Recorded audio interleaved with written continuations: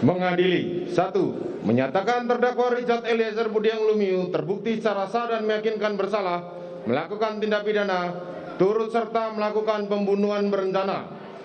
menjatuhkan pidana terhadap terdakwa Richard Eliezer Budiang Lumiu dengan pidana penjara selama 1 tahun dan 6 bulan, menetapkan penangkapan dan lamanya masa penahanan yang telah dijalani terdakwa dikurangkan sepeluruhnya dari pidana yang dijatuhkan, menetapkan terdakwa tetap berada dalam tahanan,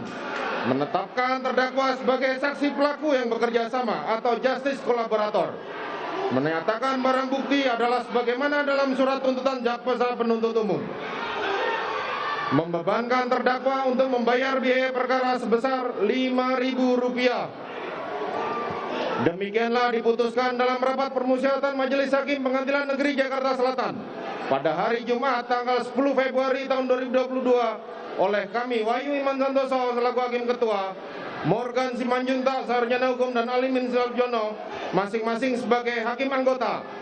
Putusan mana diucapkan dalam sidang terbuka untuk umum pada hari Kamis tanggal 15 Februari tahun 2022 oleh kami Hakim Ketua didampingi Hakim Anggota tersebut